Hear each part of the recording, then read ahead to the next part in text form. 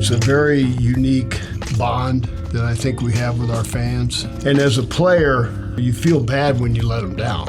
They bleed purple just like we do. And I think the players understand that. I think they recognize that. And I think that's what keeps them going. Good evening, everyone, and welcome back to another episode of Skol Stories. I'm your host, Mike Wabschall, inside TCO Studios at Winter Park with a really cool show coming up for you tonight. It's going to feature legendary former linebacker and current Vikings personnel guru, Scott Studwell. He is our guest on tonight's show. We're excited to bring you our interview with him. It's actually so good and so long, it's a two-part interview. 2 consecutive Skol Stories episodes with Scott Studwell, the first one tonight. But first, a word on your current Minnesota Vikings. They were winners on Thanksgiving Day, 30-23 over the Detroit Lions. They moved to 9-2, a 3-game lead in the NFC North with 5 games to play, the next one being at the Atlanta Falcons. That game is on Sunday, kickoff noon Central Time. You can hear the game, of course, on the Vikings radio network. Now, let's get to the show tonight. It's Scott Studwell time. Such a great topic in Vikings history. It took 2 of us to tackle the issue. The second one, our very own Craig Peters at the Vikings Entertainment Network, who is the lead dog on all of our written content, stories on the website, publications, and much more. Craig and I had a moment to sit down with Scott and chat with him about a lot of different topics. And Craig, it was super interesting to get a few minutes of Scott's in what is a very busy time on his calendar. Oh yeah, it was fantastic. And I mean, his perspective is so great from the time he came in as a player in '77, working his way up. You know, we had some great linebackers and defenders that he could learn from right away, and he really talked about that. It was kind of fun to visualize him back in the day, and then he became such a leader on the heart and soul of a defense a lot of times, and was accompanied by other talented guys too. Yeah, and over the course of the next 2 weeks on Skol Stories, you know, fans and listeners are going to hear about Scott transitioning from his great playing career that would have landed him in the Ring of Honor as a player, transitioning into the role as a scout for the Minnesota Vikings and now being in the front office. That part's going to come, the scouting part is going to come next week. This episode tonight is really going to focus on his time as a player and his life at Winter Park, since we're going to be leaving Winter Park very soon, and some more of the early part of his career. 1 or 2 things that you took from the conversation that you think fans will find noteworthy tonight? I thought it was great the way that he talked so much about the influence of Jeff Seaman and how much benefit it was to come into an established defense and really work his way up. A 9th-round pick. I mean, the 9th round isn't even part of the draft now. But that also shed light to kind of his appreciation for guys that work for the results that they get. Yeah. And Scott likened his career arc to one of a current member of the Minnesota Vikings. So to hear that, stay tuned. You will hear Scott compare himself to someone who's currently playing for the Vikings. But last note before we get into the conversation with Scott, Craig, the desk at which Scott sits here at Winter Park. He has a cool story about that. Oh, that's fantastic. He tapped on it a couple times. I mean, solid wood, nothing fake about it. Yeah. It's got scars and scratches and dents, and it goes all the way back to Jerry Reichow, right. Which it's amazing because Reichow transitioned from highly esteemed player to a legendary scout. Skol Stories producer Nate Vaughn has so much good stuff. He wants us to stop talking and throw it to the Studwell interview. So we're going to do that right now. Okay. Here's Scott Studwell. All right. So you've been at this for a long time.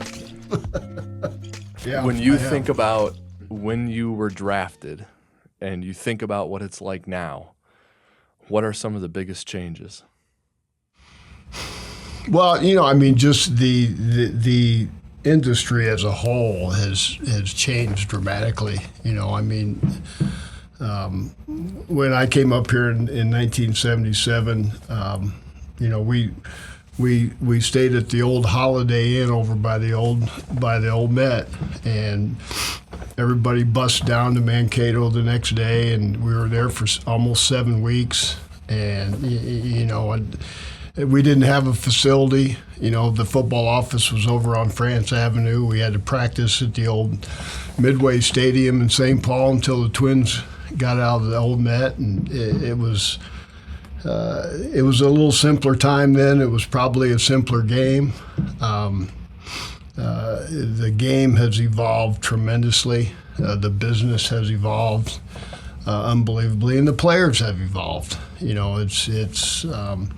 It's a lot more flash today than it used to be. It was a lot simpler back in the day, but it's still a great game. It's the business side of it is unbelievable.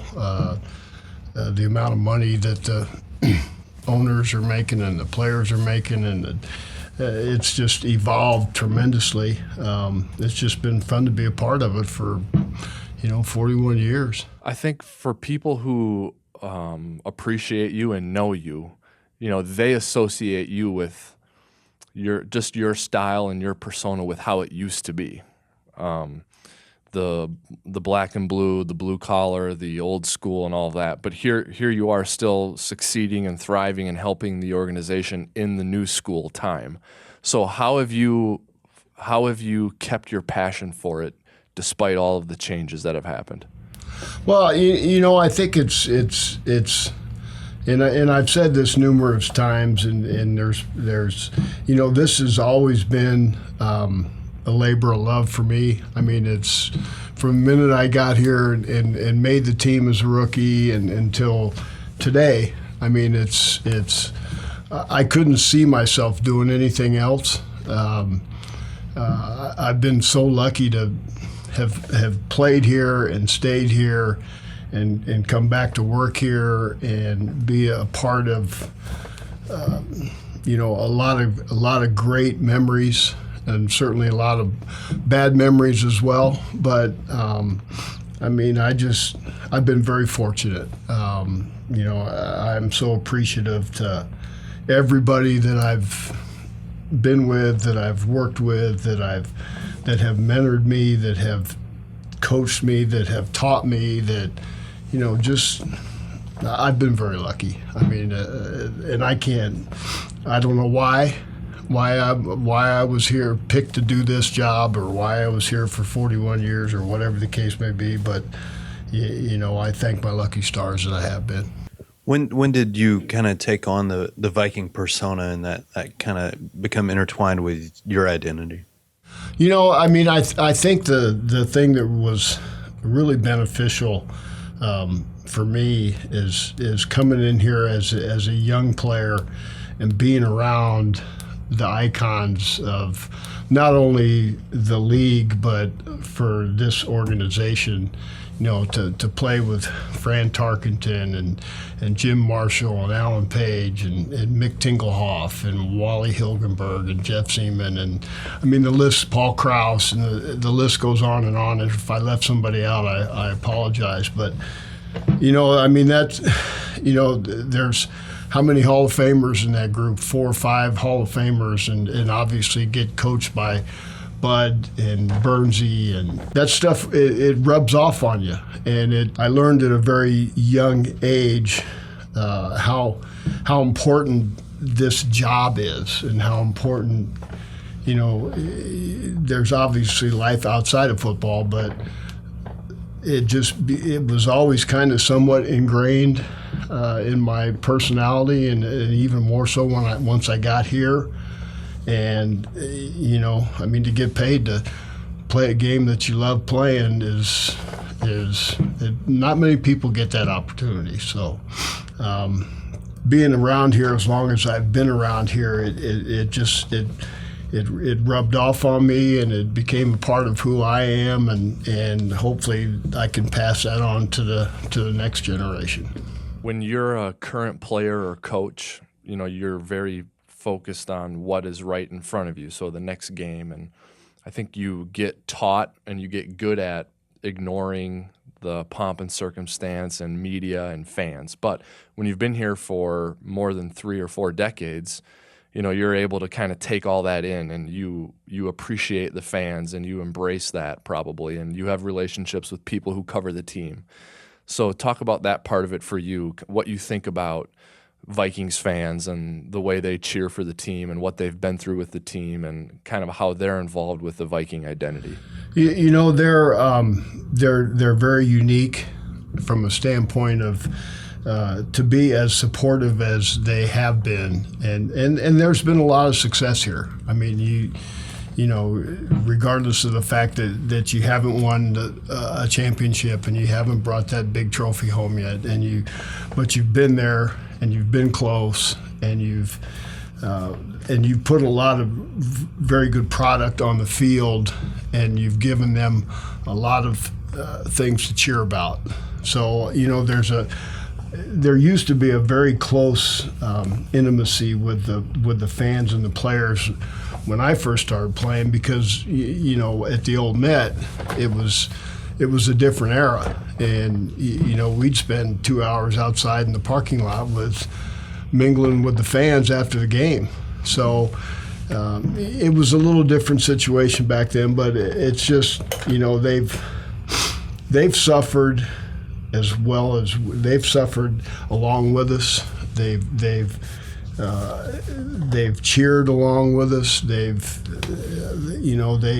keep coming back because they love this organization and they love this football team, and they want to see this championship, and everybody does, obviously, but they've been tremendous. And as a player, you feel bad when you let them down, and because they don't put the sweat in, but they put the heart and soul into it. So it's they bleed purple just like we do, and so it's a very unique bond that I think we have with our fans, and and they're the ones that pay the check. And so if you let them down, you not only do you let yourself down, you let your teammates down, but you're letting your fans down as well. So, and I think the players understand that. I think they recognize that, and I think that's what keeps them going. All right, great stuff from Scott Studwell, and we have more coming up after this break. But before we go, a programming note: join host Mike Mussman along with Jeremiah Searles at JJ's Clubhouse in Golden Valley on Thursday at 5:30 p.m. for a live broadcast of Vikings Country. You could win some great prizes, including tickets in the Miller Lite Lounge at US Bank Stadium. Visit Vikings.com/Vikings Country for more info and a full schedule. And for more from Scott Studwell, stay tuned. Hey everyone, welcome back. It's Wabi. Skol Stories is happening. Before we get back to our conversation with Scott Studwell, be the first to know breaking Vikings news, access video on demand, and get ticket alerts all on your phone with the Minnesota Vikings app. Download today in the App Store and Google Play. Also, do you know someone with a heart of a Viking who deserves to go to Super Bowl 52? Share their story and help us honor the most deserving fans in our community with a pair of tickets to Super Bowl 52. Nominate fans at Vikings.com/Heart of a Viking or use the hashtag Heart of a Viking on social media. All right, let's get back to work. You're going to hear from Scott Studwell right now. Pete Bursich, before calling the game, was telling me that, Greg Minuski was the guy when Pete was a rookie. He was like, Greg made my life hell. Like, he was really tough on me, and he sort of, showed me the ropes and was that guy who was always there giving me a hard time, but was doing it, kind of taking me under his wing in that type of way. Was there anyone like that for you when you started, or were you like that to anyone else toward the end of your career? Do you remember anything about that? Well, like I said, when I first got here, they had a veteran linebacking core. Matt Blair was here, and Fred McNeil, and Jeff Seaman, and Wally Hilgenberg, and I learned a ton from Jeff. Jeff was a mentor. He was a teacher for me. He was he was a great player, a great, even better person. And Wally was kind of the same way, but in a different way. Wally was kind of like Minuski was to Pete. he made life a little harder on me than Jeff did. But I mean, those were guys that I could look up to and that I could talk to and that I had good relationships with, and so I guess from that standpoint, those would have been the two guys, and obviously Matt as well. But and then hopefully I was able to help players like Ray Berry and Mark Deuce-Bobick and some of the younger guys, Mike Merriweather and the guys that I played with. Just because of my experience and hopefully pass some of that same stuff down to them to make their lives a little easier between the lines. 24 tackles in one game. That what is that like during the game? What is that like the next day?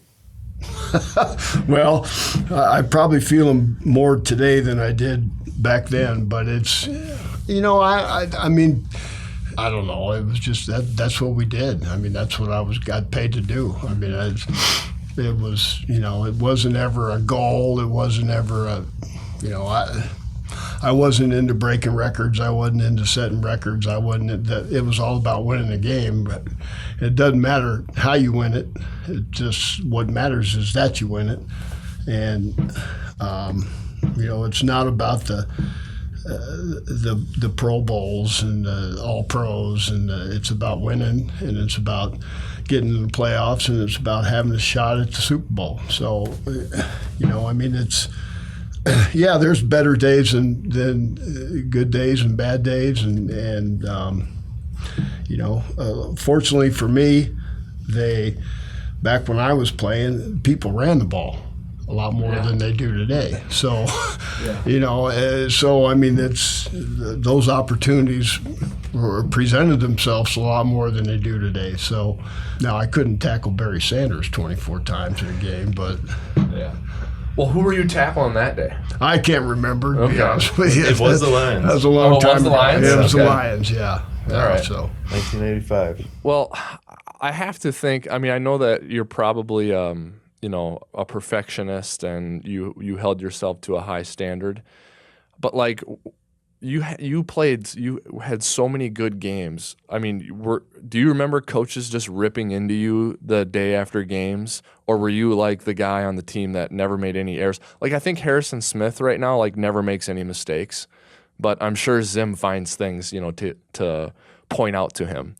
Like, were there coaches that were hard on you, or do you remember just skating through Mondays after games, having a great grade for your performance? I don't. I know there were some games that I'd like a do-over. Yeah. That and typically, when you have a game like that, or you have, it's really more from rather than physically making mistakes, it's probably more from a mental preparation. An emotional preparation. For some reason, you didn't prepare yourself mentally for the game, and I mean, I would like to think that I was as hard on myself than any coach could be. Mm-hmm. So, and I prided myself on not making mental mistakes, and I always knew that I'm going to get beat physically at times, but so it's and that if anytime I would get criticized or anytime I did make mistakes, you have to own it, because if you don't own it, you're not going to get any better, and so I accepted it. I deserved it. And when I got those kind of corrections, and I got those, and there were times that, some people had to help me out, trying to keep me on the right path, and kind of keep me going. But it's I mean, that's all part of it. It's kind of hard to imagine after watching some video clips, but I read that you were a little bit undersized going into high school, I believe, and then you had a couple positions at Illinois before really settling in at linebacker. Ninth round pick. The ninth round isn't even part of the draft now. So how does that push you in the efforts to mine the late round talent and identify and realize either late rounders or UDFAs that can really play this game at this level? Well, I think it's given me an appreciation for maybe being overlooked a little bit. But that, it is what it is. And I tell these players all the time that regardless of whether you're a first-round pick or you're a priority free agent or you're a low-level free agent, as long as you get your foot in the door and you go to camp, you got a chance. Mm-hmm. And don't start counting and don't look at the numbers and don't look, just do what you do. And, and I was probably fortunate a little bit. We had 2 veteran linebackers. One of them retired Roy Winston retired the year before I got drafted. There was another veteran linebacker in front of me. He got cut about 3 or 4 weeks into the preseason, so I was, now whether it was because what I was doing or because what he was doing wasn't good enough, but I got the chance, I had the opening, and kind of ran with it. But especially today with the practice squads and 32 teams, and there's a lot of jobs available, and a lot of times these kids just have to be in the right place at the right time. And look at Adam Thielen. He's a perfect example of a kid that got overlooked. He went through the ranks. He worked his tail off, and look at where he is today. So it's interesting because you were here when the Vikings moved into Winter Park. You're here when we're preparing for our new home. What comes to your mind when you think of this building and the memories you've made here? This place has been around for a while. Was it 36 years? It was probably a state-of-the-art building at the time, and it was really the only facility that we had up, because we were gypsies up until we built this place. And so back then it was, it was pretty nice digs. We finally had our own practice fields. We finally had our own weight room. We finally had our own bubble outside. We finally had, football offices and business offices, and and they've done a great job holding this place together for the last 35 years, but it's starting to show its wear and tear a little bit, and it's I've loved it because I live 5 minutes away or 10 minutes away, and I'm not really looking forward to that commute every day. But and I have not been to the new facility, but from everything I've seen, it looks unbelievably state of the art, a beautiful complex. And they've held this place together, and it's got a lot of good memories in it. But maybe it's time to go. You knocked on wood during the conversation, and I was just wondering, is this desk original to Winter Park? Do you know? I think it is, and I inherited this desk from. This was Jerry Reichow's desk. Wow. How about that? When he was still working here in the building, and when I came on here full time in June of '91, Jerry left, and he left me with this desk and his plant. Okay. And he had some kind of plant in this. I can't remember what kind of plant it was, but you didn't have to water it. So, I had it in here forever, for a long, long time. And it wasn't actually this office because, they condensed all these offices when they added on the kitchen and the indoor and the So I got his desk and his chair and his plant, and he said, "Here you go, boy. Have at it." What kind of plant doesn't need to be watered? I don't know. It was some kind of big fern or something. I would call them cactus, right? It maybe that's what I don't was? remember. But Those are the only ones. I mean, you had to water alive. it every once in a while, but it didn't take a lot of maintenance. So. Okay. Well, that's quite a bit of work that's been accomplished on this desk over the years. Then, Yeah, it really has. I mean, this desk probably weighs about 800 pounds. I mean, it's I don't know. It's a great desk, but yeah, there's a lot of history here. Okay, so that's the halfway point of our conversation with Scott Studwell. Lots of good stuff coming up in next week's episode of Skol Stories with Scott. Craig, you're still here with us.